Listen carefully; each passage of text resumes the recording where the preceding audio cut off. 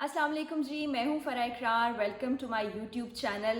रमज़ान का महीना शुरू हो चुका है। बरकतों और रहमतों वाला ये महीना मेरी तरफ से भी आप सबको बहुत बहुत बहुत मुबारक हो। और ये बड़ा शानदार महीना है। आपको पता है इसमें इतनी इतनी सी आप नेकी करते हैं और उसका ढेरों कई गुना बढ़ के आपको सवाब मिलता है। तो जो रूटीन में हम चीज़ें कर रहे हैं हमने उसको भी जारी रखना है और साथ ही साथ हमने कोशिश करनी है छोटी छोटी और नेकियां समेटते रहें। और रमज़ान का जो मकसद है वो आपको मालूम ही है कि हमने अपनी भूख और प्यास के बाद अपने अंदर ये एहसास पैदा करना है कि वो लोग जिनके पास खाने को नहीं है, पीने को नहीं है, जो भूख और प्यास में तड़प रहे हैं, उनकी भी मदद करनी है। सिर्फ अपनी ज़ात का ख्याल नहीं रखना, अपनी ज़ात से जुड़े हुए दूसरे लोगों का, अपने इर्द गिर्द अपने मोहल्ले वालों का, अपने शहर वालों का भी ख्याल रखना है जितनी आपको तौफीक हो उसके मुताबिक। दूसरा, जैसे कि जब नया साल शुरू होता है तो हम रेजोल्यूशन लेते हैं कि हमें इस साल में ये करना है। तो ये इतना रहमतों और बरकतों वाला महीना है, तो इसमें भी हर महीने मैं कुछ ना कुछ सोचती हूँ कि मुझे इस बार ये करना है, ये नहीं करना। तो इस बार मैंने सोचा है कि मैंने गुस्सा नहीं करना। बहुत मुश्किल काम है, आपको बहुत सी बातों पर गुस्सा आ जाता है और रमज़ान के महीने में हम देखते हैं कि अक्सर लोग चिड़चिड़ेपन का भी शिकार हो जाते हैं। तो मैंने इस पूरे रमज़ान में ये कोशिश करनी है कि मैं गुस्से को कम से कम करूं। कोशिश ये करूं कि बिल्कुल ना करूं। अगर कोई काम ख़राब भी हो जाता है, सब्र तहम्मुल से काम लूं।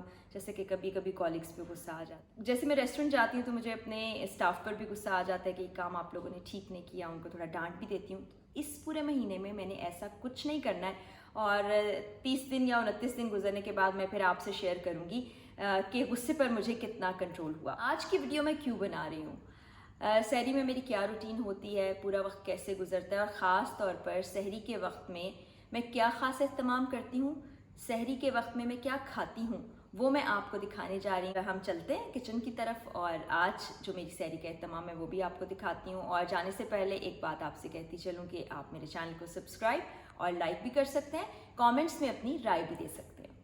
किचन में आ गई हूँ मैं। आ जाइए, फ्रिज से जो चीज़ें हमें चाहिए वो हम निकालते हैं, फिर सहरी की तैयारी करते हैं।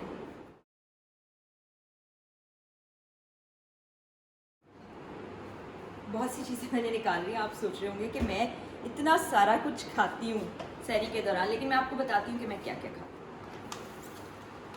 सबसे पहले तो ये दही है मेरे पास, लस्सी जो कि बहुत ज़रूरी होती है रमज़ान में, और लस्सी के बगैर मेरा रोज़ा तो पूरा नहीं होता। और जितने भी पंजाबी मुझे देख रहे हैं उनको पता है कि वो लस्सी के बगैर रोज़ा नहीं रखते। तो ये सबसे पहले बनेगी लस्सी।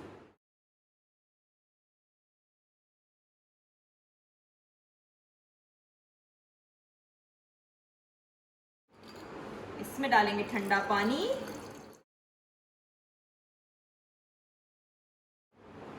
नमक वाली लस्सी पीती हूँ मैं, तो इसमें हस्बे जायका मैं नमक ऐड कर दूँगी।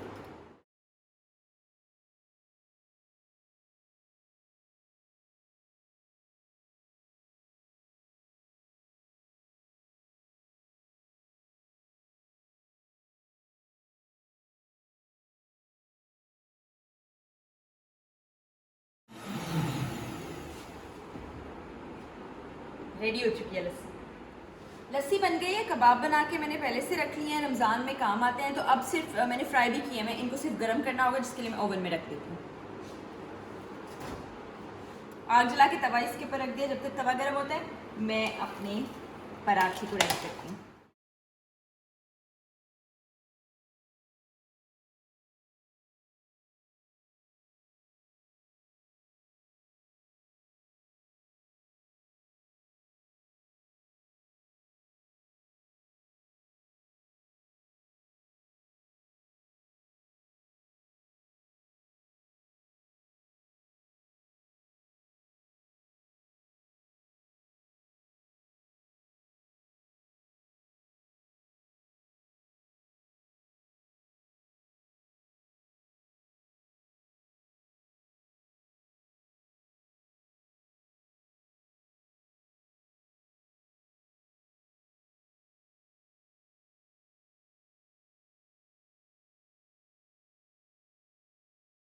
आँच आपने ज़रा कम रखनी है, जिसकी वजह से पराठा ब्राउन हो जाएगा।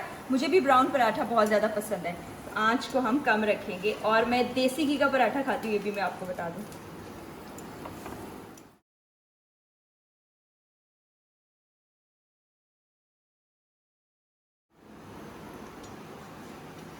पराठा हो चुका है ब्राउन इस साइड से, अब इसको हम पलट देते हैं। मेरा फेवरेट कड़क पराठा बनने वाला है। तो उतनी देर में मैं कबाब जो है उसको 1 मिनट के लिए लगाती हूँ, गर्म हो जाए, और फिर उसके बाद मेरी सहरी है रेडी।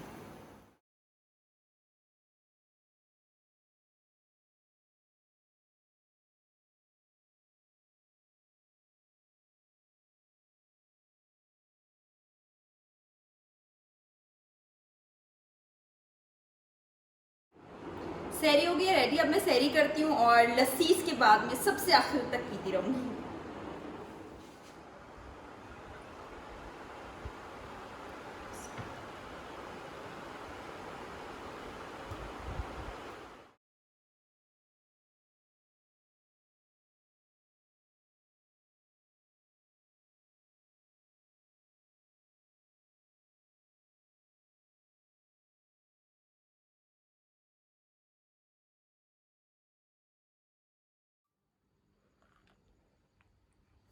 सहरी करने के बाद अब लस्सी की बारी आ गई है, और ये उस वक्त तक लस्सी पीने का सिलसिला जारी रहता है जब तक अजान की आवाज़ नहीं आ जाती।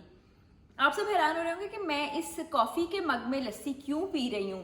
तो आप लोगों से भी एक टिप शेयर करती हूँ कि अगर आप शीशे के ग्लास में या पानी वाले ग्लास के अंदर दूध या लस्सी पियेंगे तो उसके बाद उसमें से स्मेल आती रहेगी, लेकिन अगर आप मग में पियेंगे तो वो स्मेल नहीं आएगी। आप ट्राई कीजिएगा और फिर बताइएगा मेरी टिप कैसी थी। और दूसरा ये है कि रमज़ान के दौरान थोड़ी सी रूटीन मुख्तलिफ हो जाती है। रूटीन कुछ ऐसे हो जाती है कि दिन में अपने काम निपटाए जाते हैं और एहतमाम किया जाता है नमाज का भी ख़ास, लेकिन इशा की नमाज के बाद से लेकर जो फजर तक का वक्त होता है उसमें ख़ास तौर पर मैं कुरान पाक का तर्जुमा सुनती हूँ। तर्जुमा इसलिए सुनती हूँ कि जब आप अरबी पढ़ रहे होते हैं तो हमें समझ नहीं आ रही होती, हम सिर्फ पढ़ रहे होते हैं, और अगर उस अरबी को पढ़ने के साथ साथ आप तर्जुमा भी सुनते हैं तो आपको उसको समझने में आसानी होती है, कुरान पाक को बेहतर अंदाज में समझ सकते हैं। तो ये रमज़ान के दौरान मेरी रूटीन रहती है। और ऐसा प्यारा बारौनक महीना है ये कि इसकी रौनक ना सिर्फ मैं महसूस करती हूँ बल्कि जितने मुसलमान हैं जहाँ जहाँ भी वो रहते हैं वो भी इस रौनक को महसूस करते हैं। आज के वीलॉग में मैंने आपको अपनी सहरी रूटीन दिखाई, अपना रेजोल्यूशन भी बताया रमज़ान के हवाले से। तो आप लोगों के क्या रेजोल्यूशन है आप वो भी मुझे बताइएगा। अपनी सहरी रूटीन भी आप कमेंट्स में मुझसे शेयर कर सकते हैं। पीछे आपको आवाज़ें आ रही हैं कुछ लोगों के बोलने की, वो दरअसल मर्फ़ी बोल रहा है इस वक्त। मर्फ़ी मुख्तलिफ आवाज़ों में बोल सकता है। आई विश के किसी दिन मैं वीडियो रिकॉर्ड कर रही हूँ और मर्फ़ी बातें कर रही हूँ तो मैं आप लोगों से वो भी शेयर करूँ, लेकिन बैकग्राउंड में आप आवाज़ें सुन ही रहे हैं। तो इस वीलॉग को अगर आप पसंद कर रहे हैं तो लाइक कर सकते हैं, चैनल को सब्सक्राइब भी कर सकते हैं। अगली फिर किसी वीडियो में आपसे मुलाकात होगी, तब तक के लिए इजाज़त दीजिए। अपना बहुत ख्याल रखिएगा और रमज़ान में ज़्यादा से ज़्यादा सवाब और नेकियां समेटने की कोशिश कीजिएगा। अल्लाह हाफ़िज़।